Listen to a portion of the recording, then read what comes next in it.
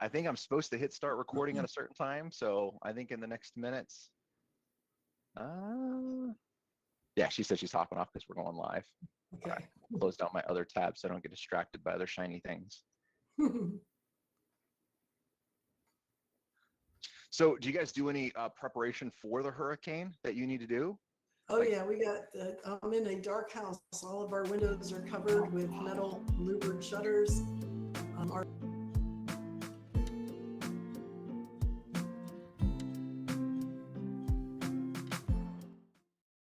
bring on.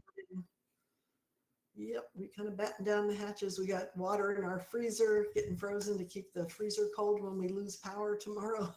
Wow. They've almost guaranteed that we're going to lose power. They said the electric grids are susceptible to this length of this speed of wind that's coming through. So it should be an interesting night tomorrow night. And the worst part of it's not going to happen until the middle of the night. Yeah, it doesn't happen until the middle of the night. And so if you guys lose power through that, do you guys have a generator for backup, or what does that look like? No, because we rarely lose power and we're on the same grid as the local hospital. So our hope is it's out only for a short period of time. Sure. Because that'll be the first one that gets reinstated. So the hospital gets power back. Right. So we're going to keep our fingers crossed. The last time our neighbors lost power for a week, we lost it for 14 hours. Because they're on a different grid than we are. Yeah, across the street is the regular grid. We're on the hospital grid. When we lived in downtown Anchorage, we didn't have storms like you guys do down in Florida, but it was kind of the same thing. We were on the second priority grid. And so, yeah, we would lose powers for minutes compared to everyone else. They'd be down for 3 days. Ours would be down for like 30 minutes to an hour. That's right. Yeah. Yeah, now we live in the boonies. boonies. It was happening until someone told us it's because our side of the street was the same grid where the hospital's connected. So wow, that's a good thing we didn't know about.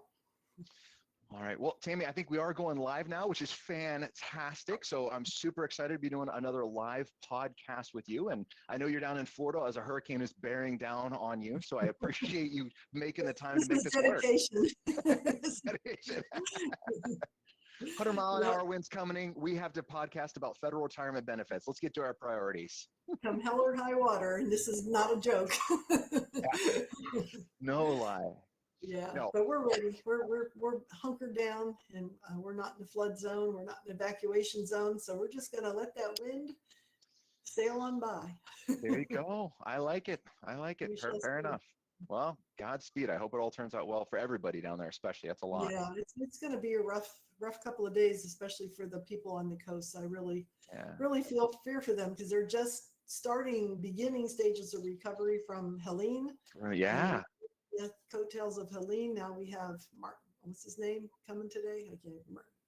Not Martin. I can't even think of his name. Yeah, whatever it is. One of the M hurricanes. Michael, not Martin. I don't even know.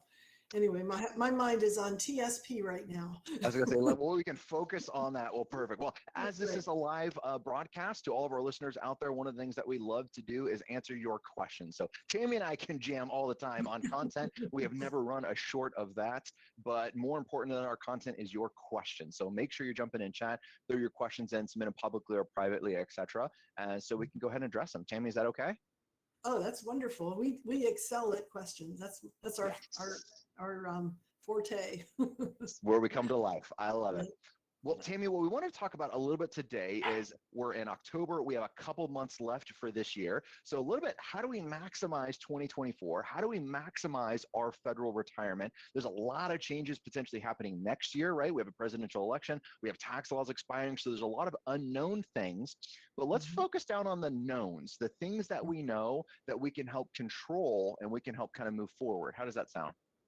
Absolutely. I thought of something else that I'll bring up because it's not just the TSP. There's other ways to save money next year. We got open season coming up.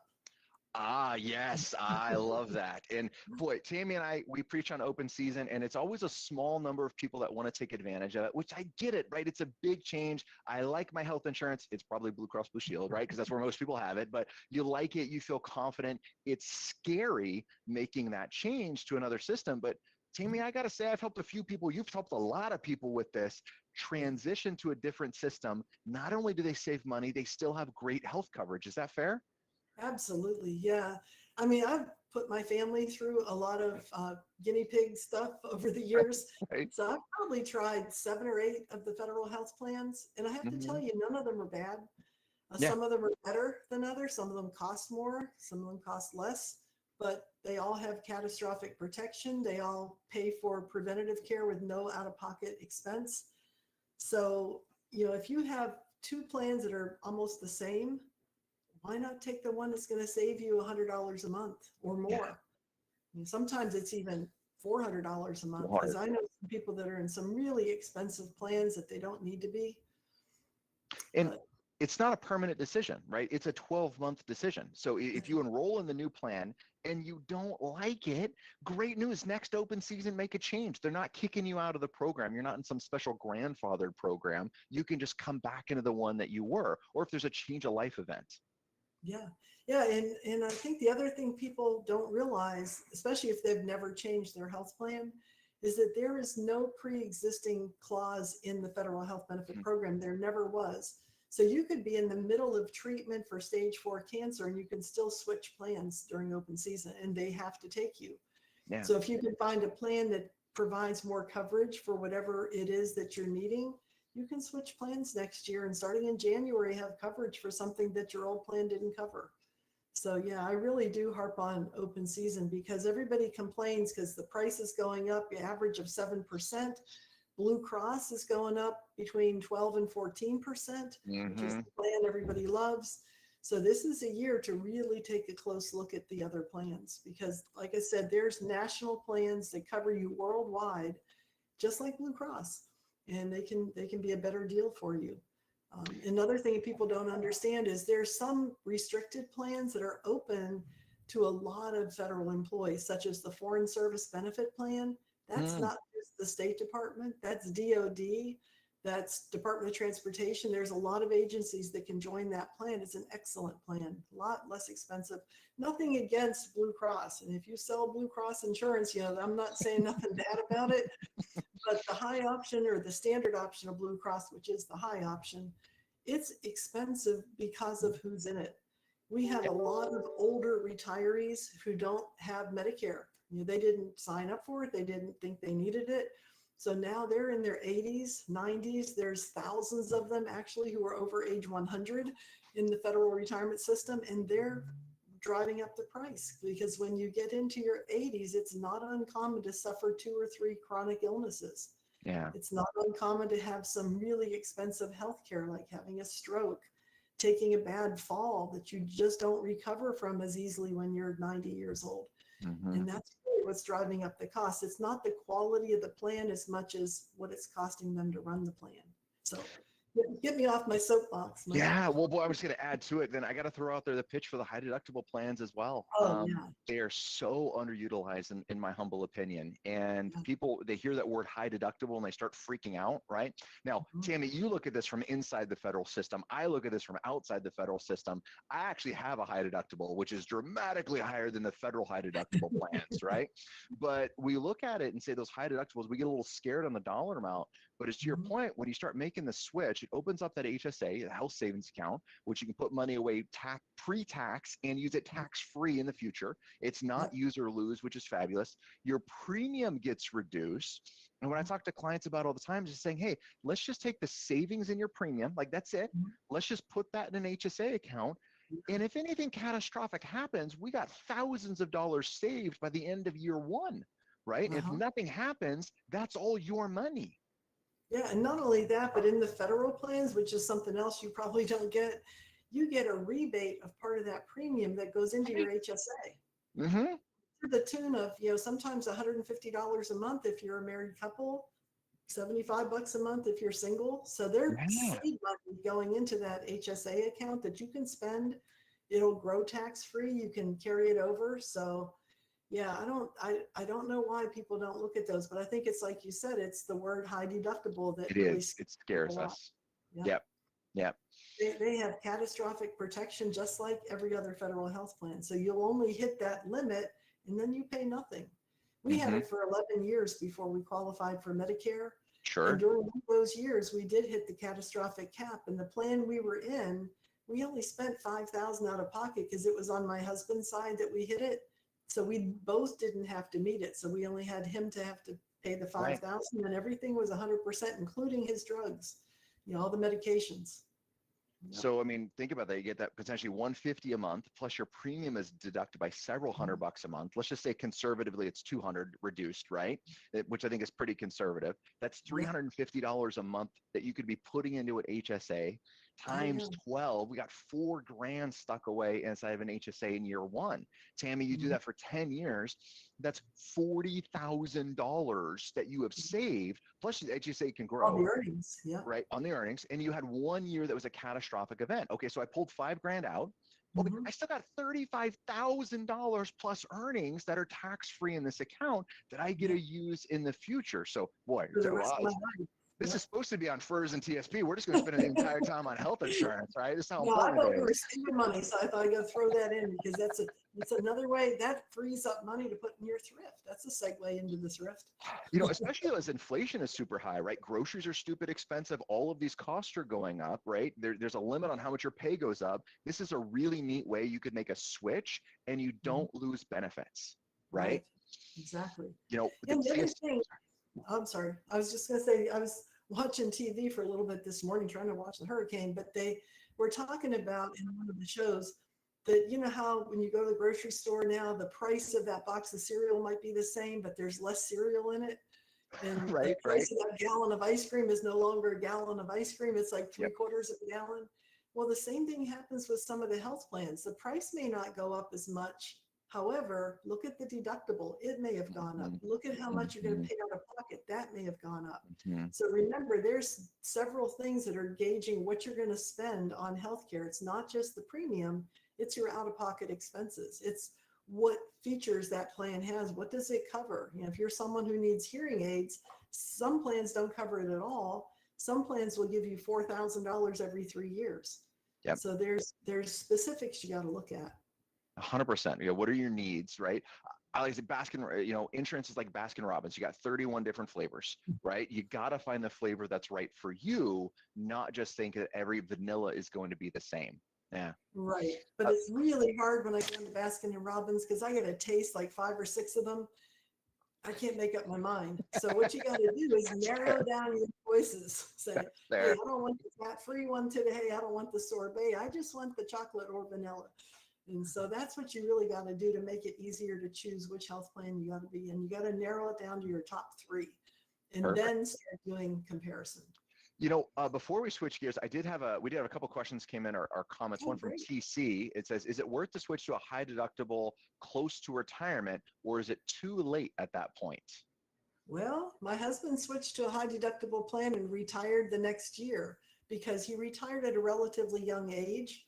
So we were able to stay in that high deductible plan until we turned 65. So we were in it for 11 years. So it just depends on how close you are to Medicare age. Because once you have Medicare, you can no longer contribute to the HSA. If you have any of your health insurance, if you have TRICARE, if you're under your spouse's private sector plan, you can't contribute to the HSA. You have to just have the federal employees health benefit plan, and it has to be a high deductible plan to contribute to an HSA. And not what we think is a high deductible. It has to be an HSA eligible plan. I know in the private sector, that's some of the issues that we have is there's some high deductible plans, but they're not actually eligible for HSA contributions. So the federal sector is really good about the high deductible plans do qualify. But if you ever have to switch out for any reason, that's something to watch out for. That's right. That's exactly right. Yeah. Yeah. Yeah. Well, and you can use that money even if you're not in a high deductible plan. So once we went under Medicare, we had $14,000 sitting in our HSA. So I'm now using that to pay my Part B premiums with tax-free dollars. Who gets to do that? You do, because you had good planning. That's right. It helps to study this stuff, but I don't think anybody wants to spend as much time studying it as you and I do. That's fair. That's fair. Well, Tammy, let's jump into this just a little bit. I want to spend just a little bit of time on some questions that we get from our listeners talking about their FERS contributions. Then I'd like to focus a little bit on the TSP, some things we can do, and then talk about maybe some other changes we should be thinking about this year and next. Is that okay? Sounds like a plan. Perfect. So your pension, right? You have three parts to your federal benefits from a retirement perspective, which are fantastic. Retirement income perspective, you have your pension, you have your TSP, and you have Social Security. So in the FERS pension, it's really cool because it's a defined benefit. The longer you work, the more of a pension you're going to get. It's your salary, it's your high three times the percent. And that's the formula the federal government puts together to determine how much you get. But Tammy, how much do federal employees pay in order to get this pension? Yeah, and federal employees know this because they look at their paycheck and there's a little line there that says FERS. And Mm-hmm. so that's your contribution towards that future pension benefit. For most federal employees, it's 0.8%. So it's a very small contribution, which I think a lot of employees equate to a very small benefit. And a lot of times they're very surprised at the value of that benefit, considering they only put in less than 1%. So the agency contributes the lion's share of the money that Yes. needs to be in there to fund FERS. But Congress got a little sneaky in 2012. They were realizing that the agencies needed money. Every year the appropriations bills eventually get passed. We're still waiting for that to happen. But so Congress decided they were going to shift some of the burden to pay for FERS from the agency budget to the employee paycheck. Mm-hmm. And they couldn't do it to current employees because there would have been a big fuss, right? The lobbyists would have been up on Capitol Hill in no time at all. So they said, we're going to make this for people we hire next year. So this was in 2012. So everybody hired for the first time in 2013, they're paying 3.1% into FERS as opposed to the 0.8%. And that went through so easily and so smoothly that they did it again. And Congress said, if you're hired in 2014, you got to pay 4.4% into FERS. And that's where we stand now. So anybody coming into federal service, they're contributing 4.4% into their FERS benefit, 6.2% towards FICA tax, and then hopefully 5% they still have left in their bank account to put into their TSP account or more. But we at least want them to put in 5% no matter what, because they got to get the match. That match is free money you don't want to leave on the table. Amen. So yeah, it's tough. I feel sorry for brand new hires that are coming in maybe to GS7 or 9. It's really hard to pay rent, especially no matter where you are. I think rent prices are outrageous. So got to get a roommate. Yeah, those are important though. I mean, what you're paying for is not only your pension, which is a huge part of it, but as Tammy and you and I are just talking about, you're paying for that health insurance for life because you retire with the eligibility of an immediate pension and you've been in FEHB for at least 5 years prior to retirement. That pension allows you to keep health insurance into retirement. So it is expensive. Is it worth it? Probably, right? Even at that 4.4%, right? It's still advantageous to have. And again, states don't really have this pension anymore. It's still pretty unique to the federal government now. Yeah, it is valuable. And if you look at how much a FERS retirement benefit is, and then you tried to figure out how much more would I have to have saved to create that kind of income, you're happy to pay that. Because like if your pension's $20,000 a year, even just a rough off the cuff calculation, wouldn't you need to have at least 500,000 saved to equal that for 20,000 a year pension? Pretty close to 400 grand. Quick math. Yeah, 400 grand is what you need to adjust to a $20,000 pension. So that's a lot. And it's a pension. And that's not a guaranteed lifetime benefit. I was just about to say, yeah, it's a G word, which makes it even harder, right? Guaranteed. Yeah. Yes, ma'am. Right. Backed by the full faith and credit of the U.S. government, which you can't say that about your own savings account. No. So you got your FERS contribution. Now, it's good to know what it is, right? Because we want us to make educated and informed decisions. Really important. But Tammy, to your point, we can't control that. We can't say, hey, instead of paying in 4%, I want to pay 10% into my FERS in order to get a higher pension. It doesn't work that way. That's why it's a defined benefit. So the government defines what your benefit is. But on the other side, we have our defined contribution, which is this is now where we have some flexibility and we can fund our TSP. But you got to be careful because sometimes, Tammy, you and I run into few mistakes, a few opportunities people missed maybe on the TSP funding. So one of the things is we always recommend, and we don't give investment advice from the platform because everyone is unique. The one thing we will say is everybody should be putting at least 5% into the TSP because you double your money. You get that 5% match under FERS, which is wonderful. It's common sense. Yes, ma'am.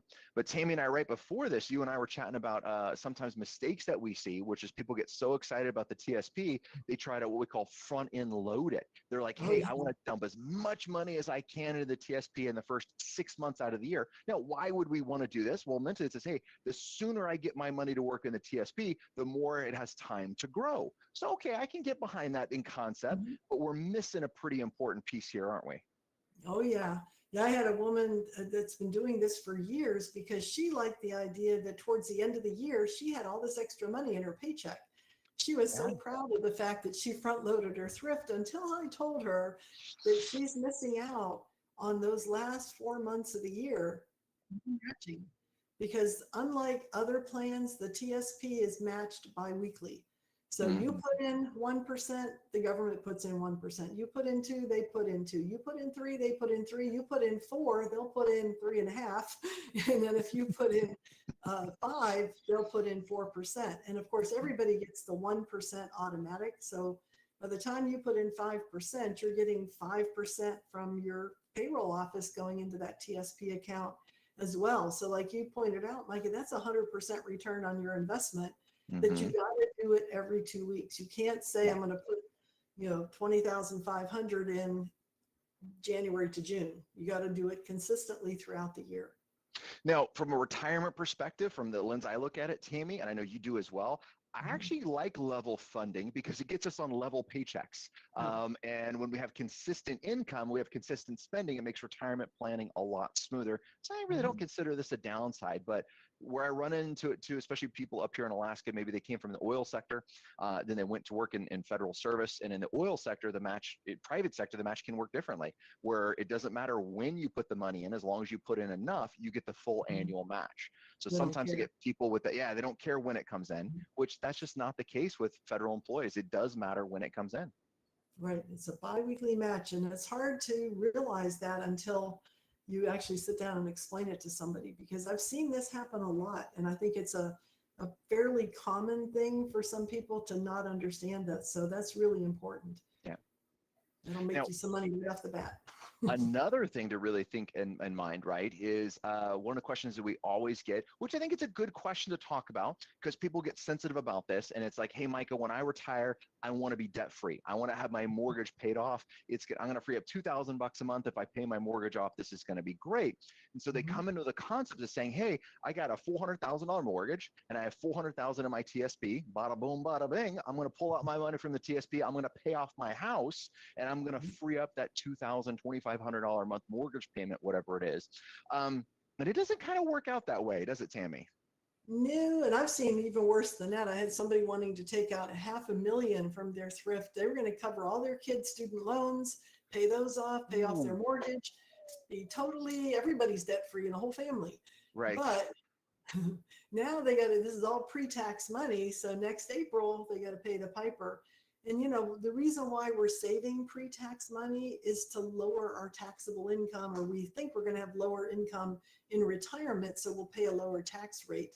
And that's not true when you pull out $500,000 in 1 year, because now you've probably pushed yourself into the highest tax bracket for some of that money, and much higher than you were while working for a Yeah. lot of them.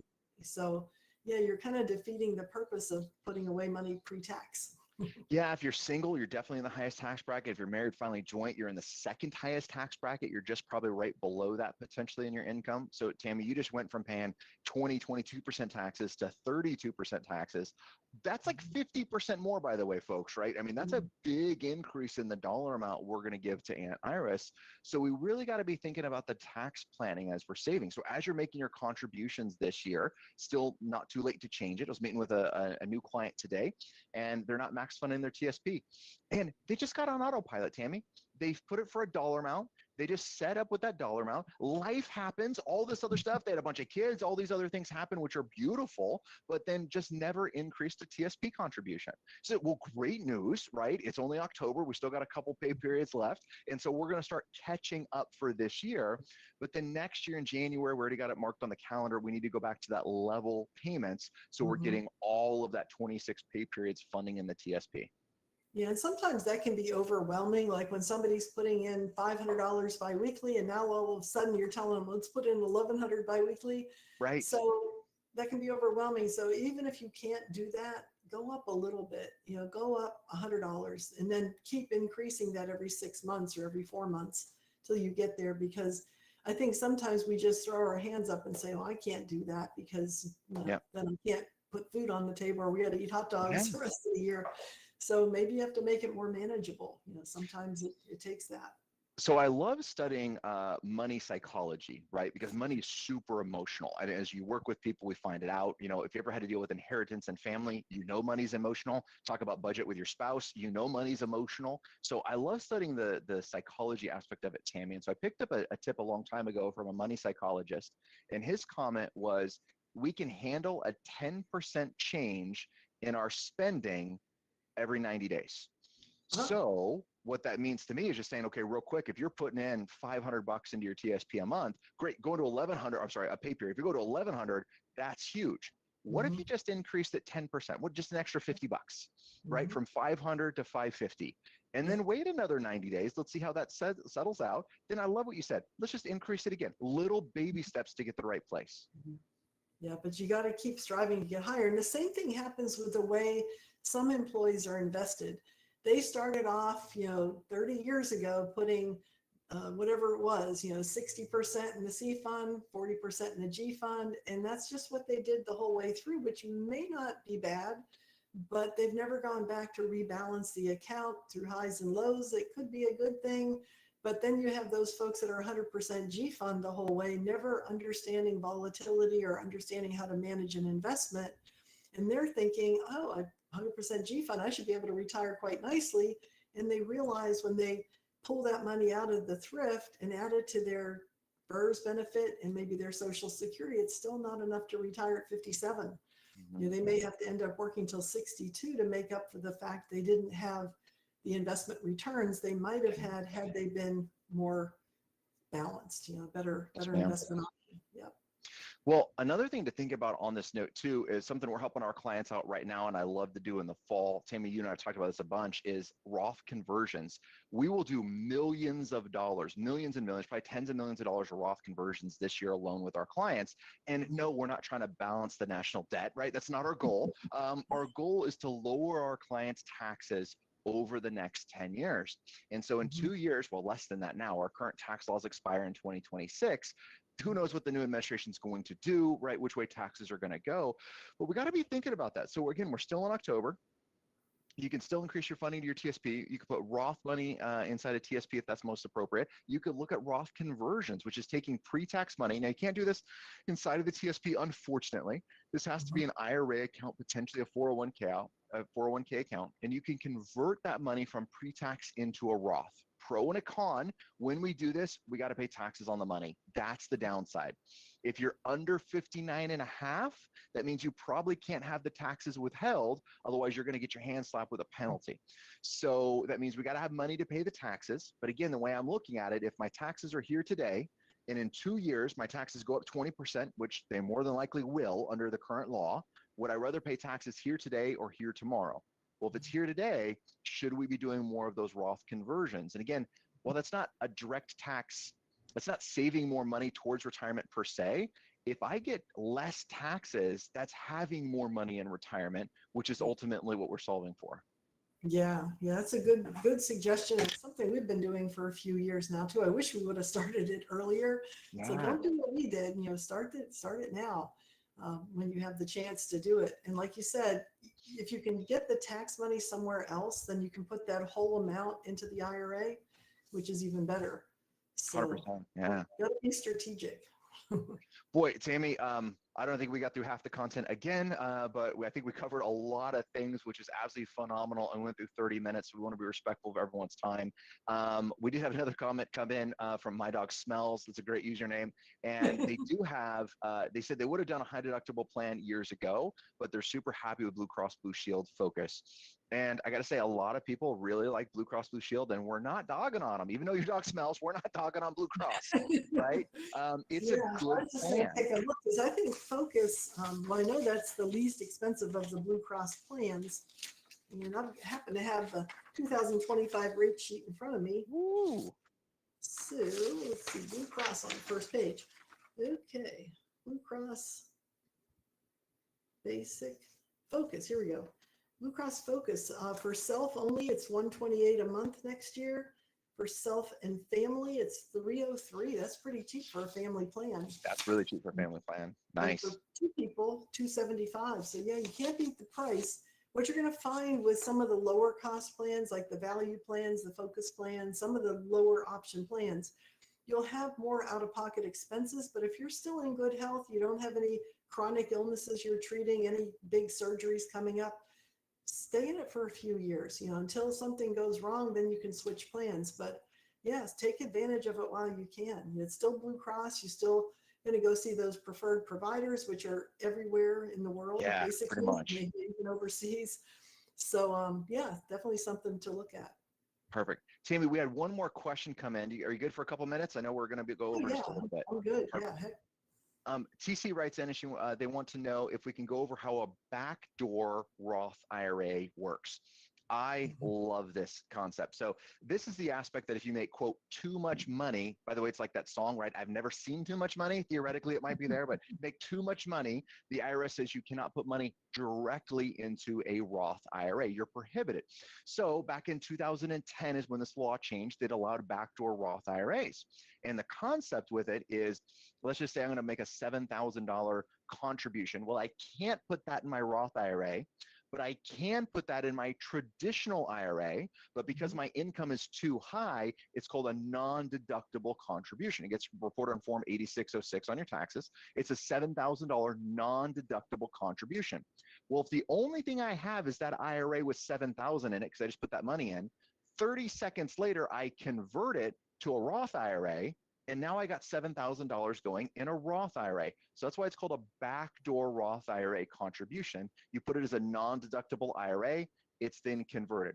Things to watch out for, let's say I have another IRA with any money in it that's pre-tax. Let's say I had $100,000 in a pre-tax IRA account, and I put $7,000 in after tax. Now what happens is now we have to have proportionate distributions. The math gets a little harder. So before you pull the trigger on that, talk with somebody who understands how this works, go through the math and still make sure it makes sense. If you don't have any other IRAs, well, it's kind of a no-brainer, great way to stick money inside of a Roth IRA. Yeah. It sounds underhanded, backdoor Roth, but it's totally legit. It's 100%. We only recommend legal things, by the way, in case that needs to be mentioned. Everything is above board. It's 100% legal. And it allowed us again in 2010 to be able to start that. So Tammy, thank you so much for making time. Again, come hell or high water, you're putting it in there. So thank you for making time to join us today on the podcast. Pray for you guys and everyone down in Florida as this hurricane comes through, and hope it's all right. It's going to be a big one, but I appreciate the diversion. I love to talk about benefits and love doing this with you because we can balance our bennies and bucks. Yeah, I love it. It's fantastic. Okay. Tammy, thank you so much to all of our listeners. Till next time, happy planning. See ya.